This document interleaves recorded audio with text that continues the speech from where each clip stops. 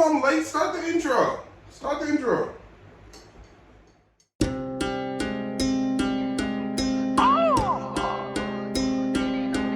Circle. Slurry. Bitch, I'm that damn good. Smoking on some good, some rosy on the wood. Standing on the shit so you can get it understood. It's pedigree in me because I'm that damn good. Bitch, I'm that damn good. Bitch, I'm that Damn good. Smoking on some good, something rosy on the wood. And bitch, I got the belt so you just get it understood. It's pedigree in me because I'm that damn good. Bitch, that damn good. I am turning. Big old wood, I'm burning. Big old flea, I'm yearning. Big old fucks, I'm burning. I put it in my inside. First she gon' pick up behind it. I'm about to she in it. And then I face the referee. I put a ring on the Stephanie. Me and the team is building the legacy, winning the gold separately. It's time to play the game. I had to change the name. Rolly the thing. Yay! Yo! Yo!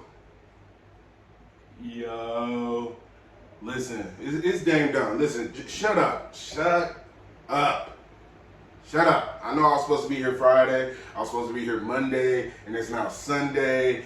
But you know, okay. So look, let me just explain why I initially didn't drop on Friday. So initially, I was supposed to. I had my draft predictions, and I did do my draft predictions before the draft. Okay, I did do them. I swear. But Daniel Bryan was having his second match on AEW Rampage against Matt Jackson, Nick Jackson. I don't even fucking care. I don't like the Bucks. One of the fucking Bucks. He was having a match against one of the Bucks. And I wanted to talk about Daniel Bryan's match, like, when it happened. I didn't want to wait till next Friday and talk about it. But then I ended up watching his match. And then what did I end up doing? I ended up doing something Friday. Something happened Friday. I don't even remember what the fuck I did, but I did something that wasn't the podcast. Then Saturday came, and I kind of feel like I had a pretty decent Saturday, you know. But again, the podcast just didn't really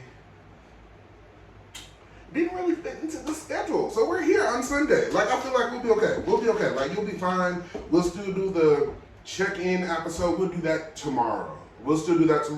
And I know we're gonna do it tomorrow because I'm actually gonna record it right after this. Okay. So, but let's just jump in. I only did 10 predictions for both Raw and SmackDown for the draft, just my top 10 picks. But I also have a lot to cover. This is just simply for the week. This is just simply for the fucking week. Also, I want to say, my wrestling episodes are doing a lot better than my non-wrestling episodes. So, if we go ahead and dissolve the non-wrestling episodes, I don't want to hear a motherfucking thing, okay? Because I'm editing them, I'm putting them together, I'm doing all this kind of shit, and you're not even watching, all right? You're not even fucking watching them. Actually, let me double check, because I don't want to say, oh, you're not watching. Hold on, let me just see. Let me just double check. Because when I looked an hour ago, nobody was watching them. Hold on, let me see. Oh, look at that. So I just want to go ahead and shout out to the one person. Literally, the one. Look at that header. I did all that. I made all that myself except the logo. Don't that look just professional and pristine? Shout out to the one person that watched this episode. Shout out to you. All one of you. And guess what? I think the one person was fucking me. I think it was me. Shout out to you. When I stop doing those fucking episodes, when I start covering wrestling on Mondays and Fridays, I want y'all to sit there and I want y'all to shut the fuck up and I want y'all to sit up straight as if Charlotte Flair just walked into the fucking room, alright? Because you're going to sit up straight for the queen. Speaking of the queen was the first female drafted in the draft. I'm getting a little bit ahead of myself. I'm not even supposed to be talking about the draft. But if we're going to talk about the draft, can we talk about the queen? Where the queen? Can we talk about the queen? Let's talk about the queen. Because I want you to sit up straight. The queen has destroyed Lily. I'm trying to put this somewhere so you can see it. You know what? Alright, so the Queen has destroyed Lily. So it looks like we're about to be getting Goddess Alexa Bliss back. It looks like Charlotte Flair has somehow going to be transitioning the Goddess. Alexa is actually going to be off TV for a couple months because she's having sinus surgery. I originally thought it was because she's getting married, but it's because of her sinus injury. Alright, I'm definitely just kind of all over the fucking place. This was all the way on the back of the page. Alright, so what we're going to do first is I'm going to do my top 10 draft predictions first, and then we'll talk about what happened through the week and, you know, all this other shit. So, the draft, they announced that this week was the draft. On Friday it started, and then it will finish tomorrow night on Monday Night Raw. They announced that the draft changes would not take place until October 20th. And I personally, the second they announced that, my first thought was they're trying to finish Edge versus Seth at Crown Jewel. Edge versus Seth at Crown Jewel is pretty much the main reason why the draft changes aren't taking effect until after Crown Jewel, because I pretty much see Edge going to Raw and Seth and Becky staying on SmackDown. And I did say Seth and Becky because in the draft they keep couples together. So if Bianca Belair is drafted to Raw, which she was, Montez Ford will be drafted to Raw, or the Street Profits will be drafted to Raw. If Seth Rollins is drafted to Raw, Becky Lynch will go to Raw. If who the fuck else is together? When Aleister Black went to SmackDown, Zelina Vega went to SmackDown. Naomi was just drafted to SmackDown. So Jimmy Uso will be drafted to SmackDown. Like, you see how like it's a package deal. So like if you see one is going, the other one is going too, because they keep couples together. You have to be married, but they keep couples together. All right, so let's just jump right into the draft predictions. My number one draft pick for Monday Night Raw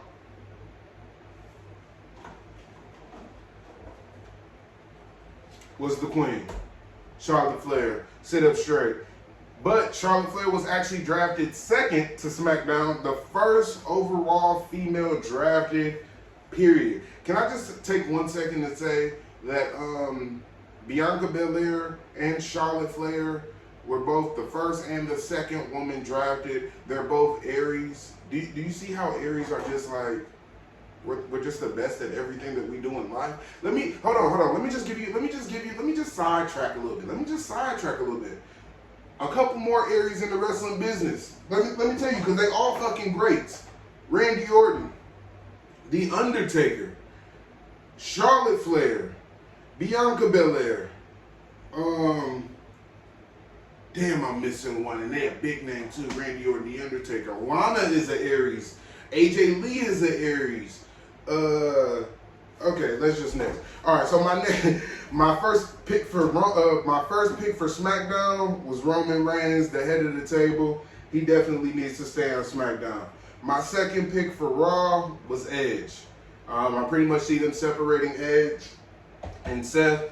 And actually, I'm hoping that Seth is the one to take the title off of Roman at WrestleMania. We'll talk about that later as well. My next pick for SmackDown is the entire Hurt Business. Bobby Lashley, MVP, Shelton Benjamin. My third pick for Monday Night Raw is Apollo Crews. I feel like Apollo Crews will really get some type of leverage out of going to Monday Night Raw, and they actually did draft him to Monday Night Raw. So I'm happy about that. My number 3 pick for SmackDown is Drew McIntyre. I personally don't give a shit about Drew McIntyre. I'm so tired of fucking seeing him. I wish they put him like in a tag team or something and give him the tag team titles. I don't know. I'm tired of seeing Drew McIntyre. I really am. I really wish he would fucking go away. It looked like he was about to challenge Big E last week. Then he didn't challenge Big E. Like, I don't know. Like, I just want him to fucking go away. And then I was seeing on Twitter that people were saying that, oh, I hope Drew is the one that dethrones Roman Reigns. Are you shitting me? No, absolutely not. Absolutely not. I feel like that 100% needs to be like Seth or Seth.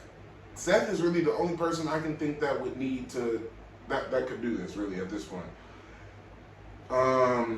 Number 4 to Monday Night Raw, I got Kevin Owens. Number 5 to Monday Night Raw, I got Bianca Belair. Number 6 to Monday Night Raw, I got Montez Ford. Number 7, Liv Morgan. Number 8, Chad and Otis, Alpha Academy, and they did actually get drafted to Raw. Number 9, I got Brock. Number 10, I got New Day. That's all for Raw. For number 4 on SmackDown side, I got Becky Lynch. 5, I got Raquel Gonzalez, the NXT Women's Champion. I feel like Raquel would benefit from being on different brands than the likes of Nia Jax and Charlotte Flair. It put Raquel on the same brand as a Nia Jax or a Doudrop or a Charlotte Flair. That's all we're going to be getting is like these big face-offs and these big matches, and she's ultimately going to lose them, pretty much. Ricochet being moved to SmackDown is probably like an ace move. I feel like Ricochet is probably like the ace up their sleeve. He should have been some type of champion a really long time ago. I do know that he was like United States champion before. He's former United States champion, right? He needs another title. I think you can take the title off of fucking Shinsuke Nakamura and Rick Boone, whatever the fuck. Take the title off of Nakamura. Nakamura doesn't need it. And I actually didn't write this down, but I would actually like Nakamura and who's the United States champion? Damian Pierce, for them to switch. Growing up, for me, the United States title was always on Raw or on SmackDown. The Intercontinental Championship was always on Raw. I think they should do that again. And also, whatever title the United States Championship lands on, I think Sheamus needs to be on that brand too, because that is the only championship that Sheamus needs to be a Grand Slam champion. The only one. So, Sheamus needs to be going after the Intercontinental Championship. Number 7, I got Samoa Joe. Now, I heard he was injured, but I'm not really sure how legitimate this injury is, so I have Joe going to SmackDown. For number 8, I got Eric and Ivar, the Viking Raiders. They've never been on SmackDown. They've always been on Raw, so I feel like that would be a good, fresh move for them. Number 9, I got Ria Ripley, who was actually drafted to Raw already with her partner, Nikki Ash. I would have put Ria Ripley on SmackDown. But Rhea's also one of those people who they will probably have face off with Raquel as well. And then for number 10, I had John Morrison. John Morrison has a lot of potential. John Morrison needs to be completely separated from The Miz. It's kind of stupid that they didn't really buckle up this storyline before Miz went to Dancing with the Stars. They kind of just left it hanging, and John Morrison has pretty much been nowhere to be found. I think he faced like Owens the week he was supposed to face Miz, but he just hasn't really been around. So I'm not going in the order of the weeks. I'm just going to go in the order as it's written. So first I got here Daniel Bryan's second match versus Matt Jackson. Daniel Bryan right now is operating on a completely different level. You can tell that right now he is like really enjoying what he's doing. You can tell that he's happy to be like in his arsenal, in his moveset. He's using moves that I haven't seen him use ever. But I wasn't also like this huge fan of the American Dragon. So I actually need to go and do some research just to see exactly who the American Dragon is, because I can definitely tell that Bryan has tapped into this persona of who the American Dragon is. You can definitely see that his matches have been A fucking one. It was also just reported, well, not reported, but they just made a statement this morning that Daniel Bryan has tapped out Kenny Omega and Roman Reigns in the matter of 6 months. Kenny Omega and Roman Reigns were the number 1 and number 2 wrestler of the year. So I don't ever want you to sit here and dispute to me that Daniel Bryan is not a top guy. He's far from a B+ player. Daniel Bryan is literally having one of the best runs of his career. Like, he's amazing. My only thing with Daniel Bryan and AEW is I hope that they have some type of doctor on standby. And I believe I said this in the last episode. Bryan has a huge history with concussions, and AEW's protocol for concussions sucks.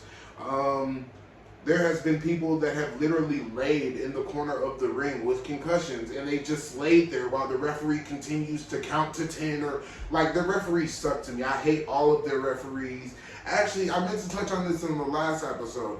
If you go back and watch Chris Jericho versus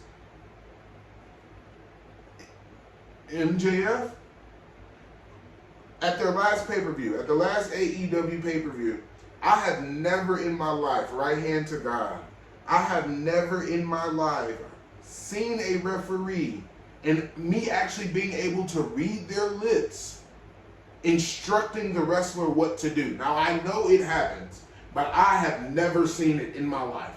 I know, like, in WWE, you will, like, you know, the referee will bend down and they'll say something to... I've never actually been physically able to read a referee's lips, so for that, for me, it kind of threw me all the way off. This lady referee, Aubrey, the one who should just be a manager or something and not a referee, since she wants to be a TV character, she should be a fucking manager. But there, Jericho has MJF in the walls of Jericho, and MJF is crawling to the ropes, and she is literally yelling, pull him back, pull him back, pull him back, and then Jericho pulls him away from the ropes. I have never in my life heard a referee tell the opponent or the wrestler to pull him back. I've never heard that before. I don't even have that written down. But like I just thought about it just now. I was supposed to talk about that last week. I have never in my life. Please go back and watch like the last 3-4 minutes of the Chris Jericho MJF match at whatever pay-per-view they just did. I don't even remember the name of it. Please go back and watch it and tell me that this referee did not say pull him back, pull him back. That's exactly what she said. I've never heard of that.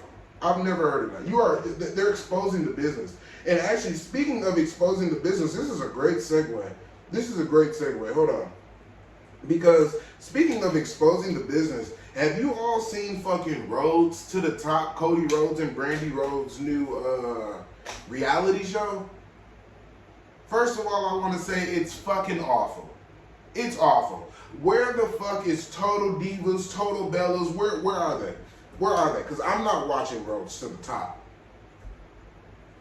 That's a dead end. Those roads lead to a dead end. I'm not watching that shit. They literally had a whole segment. First of all, Brandy is just so fucking cringe to me. Brandy is, first of all, she sucks in the ring. She sucks on the mic.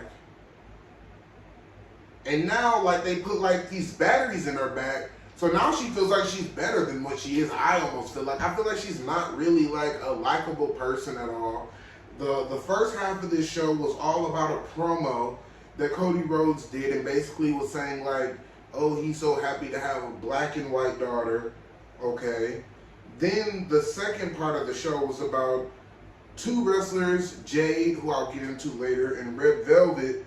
Basically, they had like some type of backstage segment, and Red Velvet slapped Jade, and Jade slapped Red Velvet back. And Brandy had this whole issue about, oh, you can't slap people that hard. And they had a whole sit-down discussion about not slapping people that hard.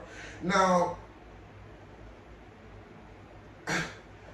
I feel like, one, that's completely exposing the business.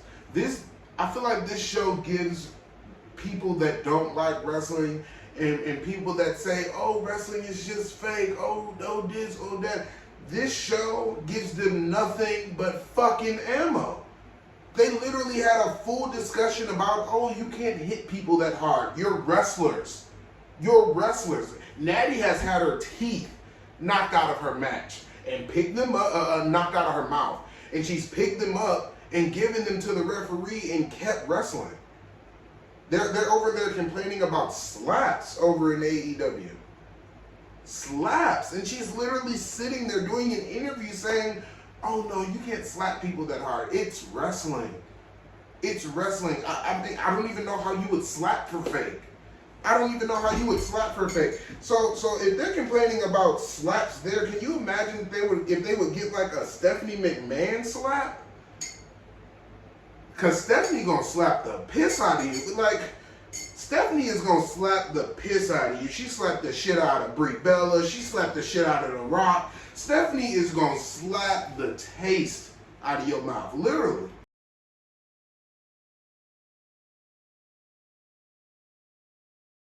Literally, that's what she's known for. And they over there complaining about slaps. Like, I just feel like it just completely, it's exposing the business for me. It's exposing the business for me. Rhodes to the Top is the Rhodes is roads to a dead end for me. Roads to the top is roads to a dead end for me. I'm not watching it. I'm not watching it. Dante Martin, the young kid from AEW, I think he's like 20 years old or something. This kid is a fucking star. I don't care what anybody says. Dante Martin is a motherfucking star. And he's only 20 years old, so he's only going to get better with time. Probably the best high flyer they have in the company. I would just be very, very interested to see how they book Dante Martin. Maybe the first title he wins. Also, Bryan is a big fan of Dante Martin as well.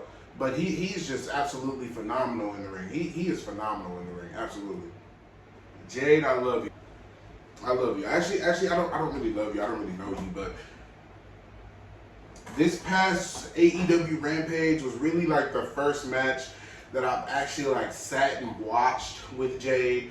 There's been a lot of promos that I've seen with Jade that has really kind of made me like her.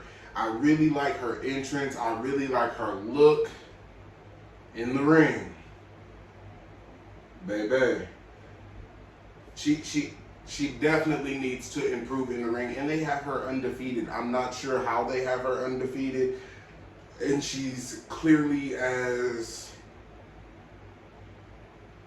inexperienced as she is. I was gonna say green, but I don't want to say green because I'm not a fucking wrestler, so I'm not calling these people fucking green and all this shit. Like, those are y'all sayings, all right? Like, I'll be in the business soon though. So once I get there, then we'll be saying all these sayings. But she's very inexperienced right now. Jade needs to work on her craft in the ring.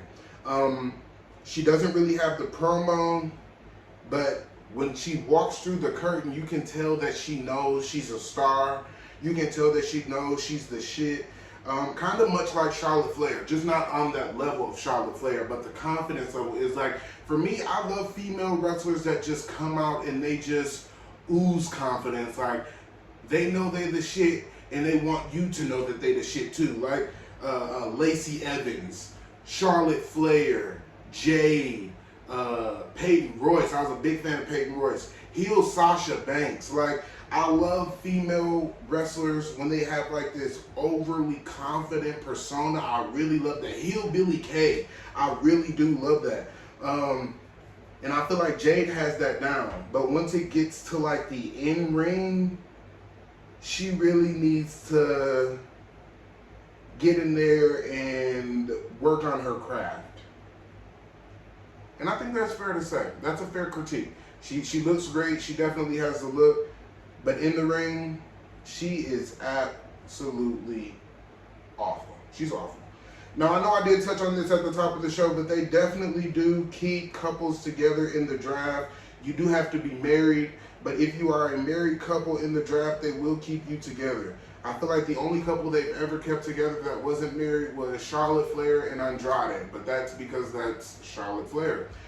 Speaking of Charlotte Flair, the Queen, the Queen is now reigning on SmackDown, and you will sit up straight. Becky, Bianca's not even there anymore. Who all's there? Becky, Carmella, all of you. You all will sit up straight and bow down to the Queen. Even though I'm not sure how much longer Carmella's going to be there, because we are talking about how they keep couples together. Carmella is on SmackDown. Her boyfriend, Corey Graves, is a commentator on Raw.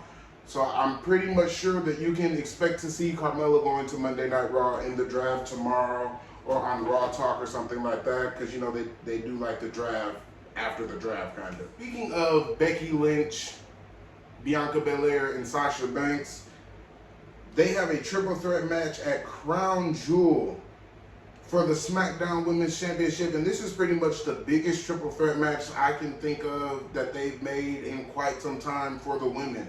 I also think that this is only like the second or third women's match that they've ever had in Saudi Arabia. I know the first one was like Natalya and Alexa, and then Bayley and Naomi. Yeah, so this is the third one. So Bianca Belair, Becky Lynch, Sasha Banks. Me personally, how I would book this is, because right now, Becky and Charlotte are both on SmackDown. They're both champions.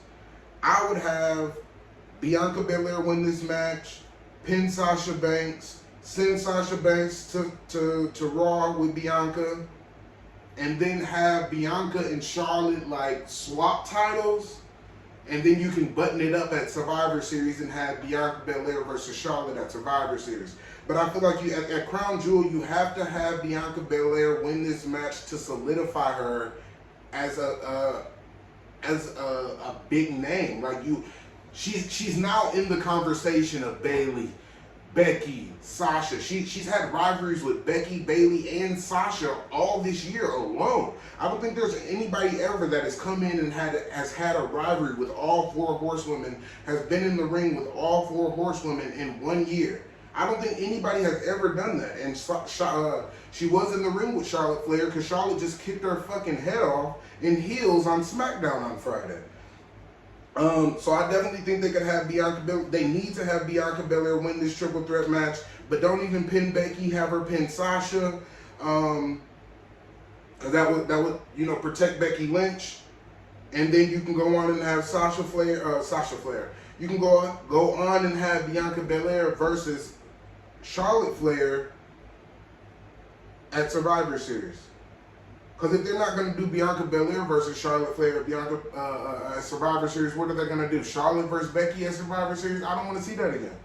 Actually, I do kind of want to see that again, but just not right now. I'm not going to lie. I could watch Becky and Charlotte fight forever. I think they have great chemistry. They're best friends in real life.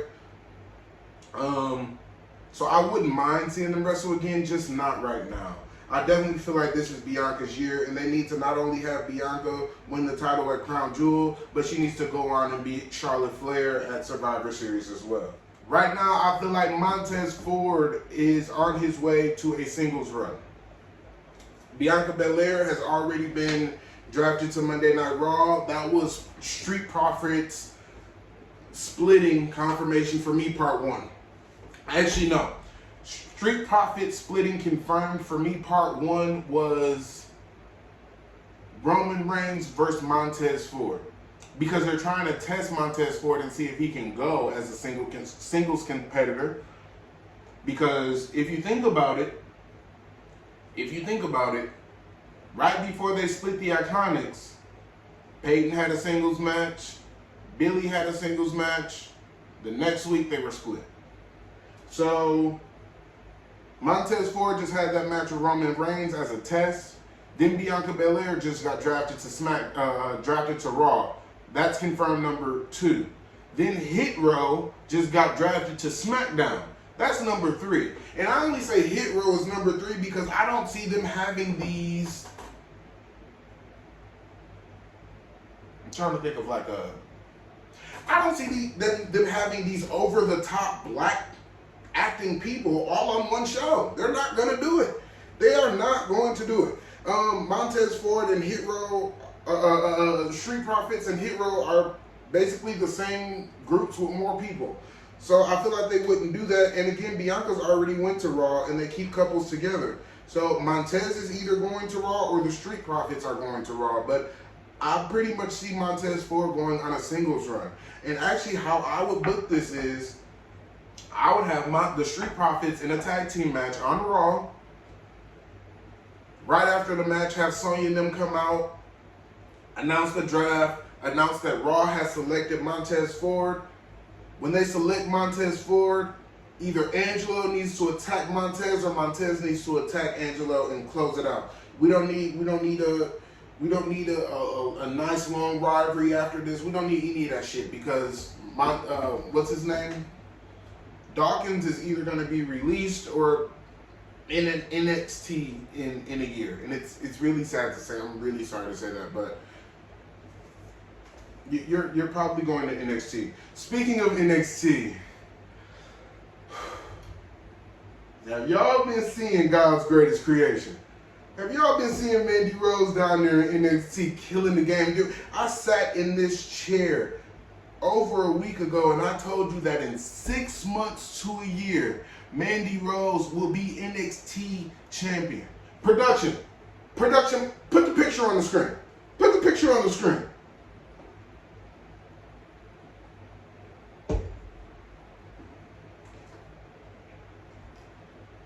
She's gonna be our women's champion. Are you ready? Are you ready? Mandy Rose is about to be our NXT women's champion. Give Toxic Attraction, give them all the belts. Give Baby Paige the belt. Give JC the belt. Give them all the belt. Mandy Rose is about to be our NXT women's champion.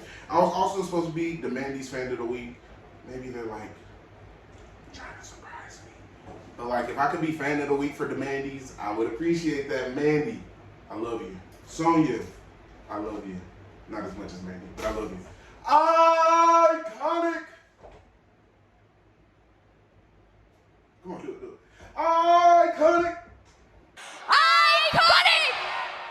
Iconic have new merch.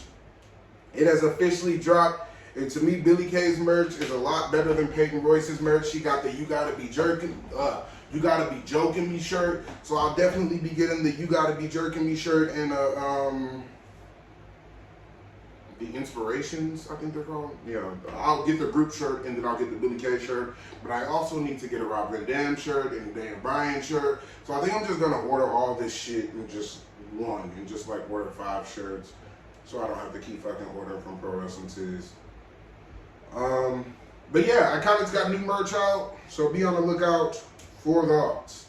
Is Kevin Owens leaving the WWE? I personally think that if they don't use Kevin Owens properly on Monday Night Raw, Kevin Owens is out of the door. I also feel like WWE is great at pushing you to get you to re-sign, and then once you've re-signed, it's fuck you again, just like they did with Cesaro. They were trying to get Cesaro to re-sign. He was having all these amazing matches. He was facing Roman Reigns, and then he had the rivalry with Seth Rollins, and we haven't seen Cesaro. Where the fuck is Cesaro? That is exactly what they did to Cesaro. They waited till he re-signed, and then once they had him, he's literally back in the same position. So, I mean, I feel like Kevin Owens hasn't been Universal Champion since... Kevin Owens hasn't been Universal Champion since he lost the title from Goldberg. And I was there live. Yeah, he hasn't had the title since then. And he also hasn't been like in this main event spot since Chris Jericho left either. He had that match with Chris Jericho at WrestleMania for the Festival of Friendship or whatever for the United States Championship, and ever since then he's kind of just been there. He's not really been in any main event scenes or pictures, or I'm just sitting here trying to think, like, he hasn't really done anything like on the main event level since Chris Jericho left, and that was 3-4 years ago. I mean, I personally see Kevin Owens leaving. I could see him leaving, especially with all of his friends being in AEW. I could definitely see him leaving. But we'll just have to see. Because, you know, there's a lot of people saying that, oh, they'll leave and then they never fucking leave. So we'll just have to see. Mickie James versus Deanna Perazzo at this... First of all, they're doing a title match at Bound for Glory. I'm hoping that Mickie James takes the title off of Deanna, just because Deanna has had it for so long. But if you have not seen it, Deanna Perazzo drives to Mickie James's ranch on her house, and they're fighting like a Hardy Compound style, Wyatt Compound style. Like, I think this is like the first time to ever be done by women, and it was absolutely amazing. I enjoyed every fucking second of it. I almost wish it was like 15 minutes or something. I really thoroughly enjoyed this match. Mickie James is like, you know, doing the hay for the cows, or who the fuck eats hay? Horses? Who eats hay? I don't know. But she's in there like raking hay up for the cows or the horses or the sheep or whoever the fuck eats it. And then Deanna comes in and she's like, first of all, she's driving in and she's like, hi, I'm a friend of Mickey's. Do you know where she is? And then the worker's like, oh, she's over there, because, you know, they think they're friends. She drives in and she's like, she just started beating Mickey ass, but I love Mickey's reaction, because Mickey's like, bitch, you want to come to my house? Like, Mickey literally said that, bitch, you gonna come to my house? Like, I love that. I love the whole fucking thing. And really that one segment sold me on this whole fucking match. Like, I'm definitely going to be watching Bound for Glory simply for Mickie James versus Deanna Perazzo at this point. Speaking of houses, Is Seth Rollins still at Edge's house? Because they never, like, ended that. Is he still there? Like, are they getting ready to watch Raw together tomorrow? Like, they never went back in the house. Like, did Beth make it to her brother's house? Like, did anybody go and get Seth out of the house? Did Edge try to take a flight? Like, why did you just end that with Seth sitting on the couch eating an apple? Like, they never went back there. Like, I was even expecting after Charlotte Flair did the big boot and they were standing there with the titles, even after then, they could have had, like, fucking, I was hoping Beth Phoenix glam slammed him on the fucking kitchen counter or something. Like, they could have did something to finish this off, because now it looks like Seth is still in the house. Like, why do they act like we're idiots? Stop treating us like we're fucking idiots. Speaking of treating us like we're idiots, what the fuck was that match with Roman Reigns versus the Demon? What the fuck was that? I almost feel like they tried to do, like, this supernatural bullshit of, oh, the Demon's come back and he's had, like, this awakening or whatever the fuck he was doing. Like, this red light just brought him back to fucking life all of a sudden. I feel like they're trying to do it like the turnbuckle couldn't hold the power of the Demon. But you can't say that all of a sudden the turnbuckle can't hold the power of the Demon after he's had 6 or 8 fucking matches. If you want to do this in his first match or something like that, maybe if he would have still won, maybe. But I just don't get it. I kind of get their logic of it, of like, oh, the rope couldn't hold the Demon. I get that, but it's like, stop fucking insulting us. Now everybody's online talking about the Demon is buried and all this and all that. He lost one fucking match. Are y'all joking? First of all, he lost one match to the hottest fucking wrestler right now on the planet. On the planet. Like, anybody that loses to Roman Reigns right now is not going to be hurt by losing to Roman Reigns right now. Anybody that loses to him is not going to be hurt because he's just on a tear. You can literally pick up and go on about your day just because of the level that he's on right now. He's operating on a completely different level. Anybody that loses to Roman Reigns right now is not going to be affected. They're not going to be affected. So everybody's saying, oh, the Demon's buried and oh this and oh that. Shut the fuck up. Shut up. Please shut the fuck up. Please. Jesus Christ. He'll be fine. He'll be fucking fine. I promise you. He'll be fine. WWE has officially announced the King and Queen of the Ring tournaments taking place next week, starting next week, and I believe they're supposed to conclude at Crown Jewel. I personally don't understand why we need a Queen of the Ring when we have Charlotte Flair.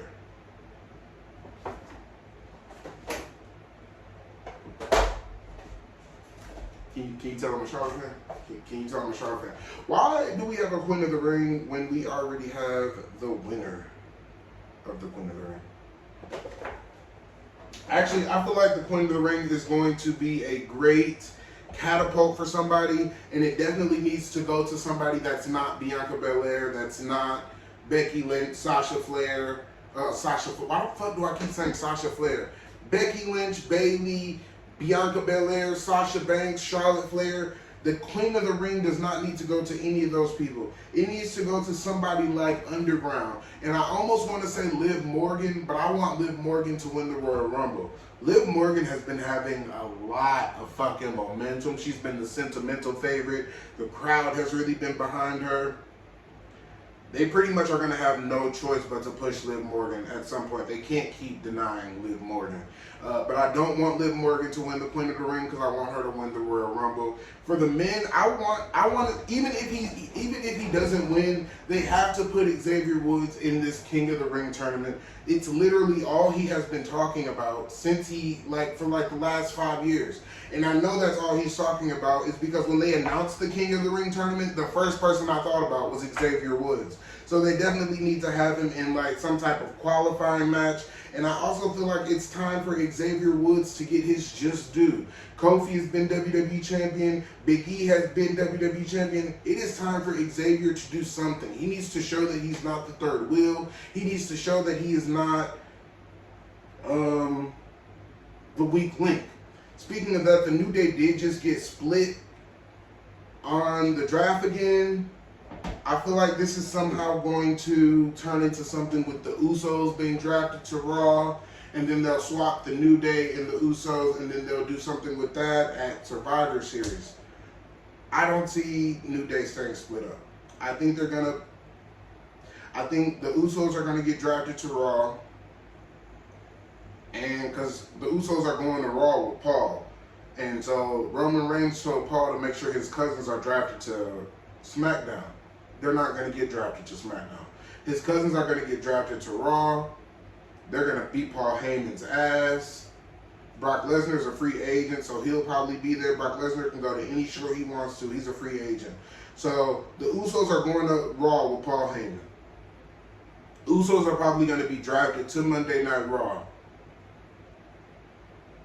And then they'll somehow have to switch the New Day and the Usos, and then that'll build up to their tag team match at Survivor Series. But I definitely see Brock coming in and taking out the Usos because Roman definitely did tell him to leave Paul for dead if they don't get traded to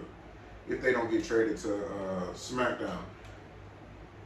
I want to talk about Naomi versus Sonya Deville. So I sat here last week and I literally said last week that I'm not sure if that's where this is going, but it would be great if that's where this is going, and that's exactly where they're fucking going.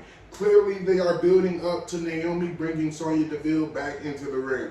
I personally still want to see Naomi as a heel. I absolutely love Naomi's promo. Like when she had that promo in the ring and Sonya had her escorted out. I love how Naomi just talks on the mic. Naomi just talks like a girl I went to school with, like somebody I could call right now and just be like I just love how she talks. She just be, oh, you so stank, or she just say all the little words and shit and all the memes and shit. And it's like, if you don't know, you won't know, but if you do know, you know. It's like one of those things. I absolutely love Naomi. I love her promo. I'm just kind of tired of the glow thing. I like the glow, but I like it more if they bring it back in a couple years. I like it a lot more when they bring it back in a couple years. But I'm very interested to see where this Naomi versus Sonya thing goes, because that's clearly where they're going at this point. And I personally cannot wait to see how this turns out, how this happens, because Naomi is definitely been there longer and more credible than Sonya Deville. She's a two-time Divas champion. Sonya Deville has had absolutely nothing. So it's definitely interesting how they are going to do this, and it's definitely interesting to see how they are going to button this up, who's going to get the win. I just can't wait to see how this is going to happen. Speaking of stories, I don't even have this on the list, but I noticed how for the Bianca versus Becky story, if you notice that at SummerSlam, Becky only beat Bianca because Bianca wasn't ready. And then you'll see when Bianca was ready at Extreme Rules, she was pretty much finna beat Becky Lynch. But then Sasha Banks came into play. So they're really building up Bianca Belair. And if you really pay attention to the story and not the night to night, you'll see the overall picture. Okay, Bianca Belair was not ready when she faced Becky Lynch. Fine. Next time when they faced, she was clearly fucking ready and Sasha Banks interfered. And that is why at Crown Jewels, Bianca Belair needs to pin Sasha Banks. Because it looked like Bianca Belair was going to win the title at Extreme Rules until Sasha interfered. So they know what they're doing with Bianca Belair. I feel like everybody just needs to be fucking patient. Last, I want to sit here and I want to talk about Keith Bearcat Lee. And I know everybody's giving him a lot of shit about this name, but apparently this name is like some type of homage to some wrestler Bearcat, I don't even know, but some Bearcat wrestler.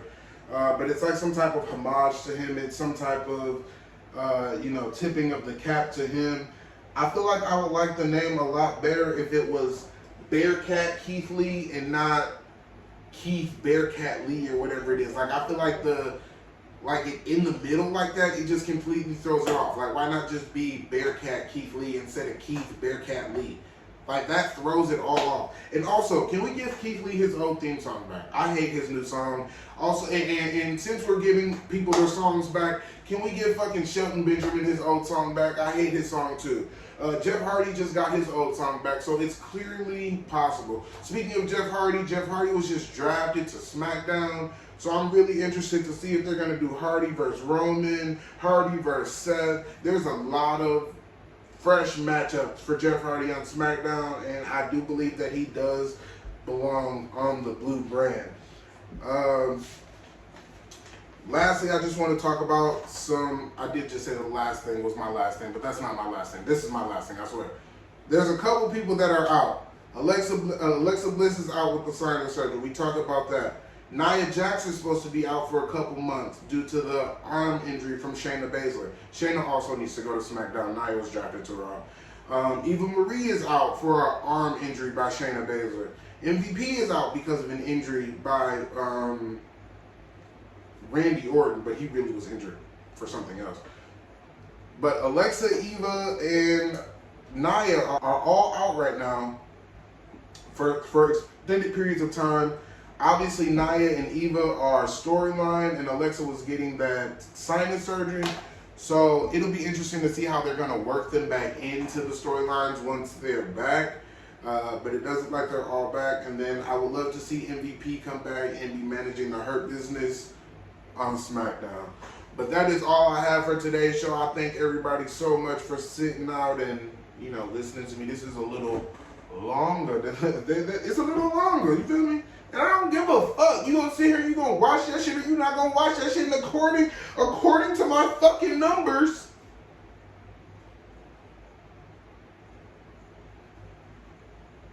Y'all ain't watching that shit? Oh, y'all watching the wrestling. This is a wrestling episode. Never mind. Sorry. I forgot it was a wrestling episode. I'm sorry. I'll see you tomorrow. Bye. And that's the cold dog. That nigga cold dog. I got a cold shoulder for a fuck nigga. He threw me a mall. I'm pulling up, I got the hammer. I threw an X on the banner. She ain't there throwing that ass at me, but I when I fuck up, she bama. She call me Billy like badass. I call her Billy like Jean. I never slack on the fast cash, even the jacket is jean.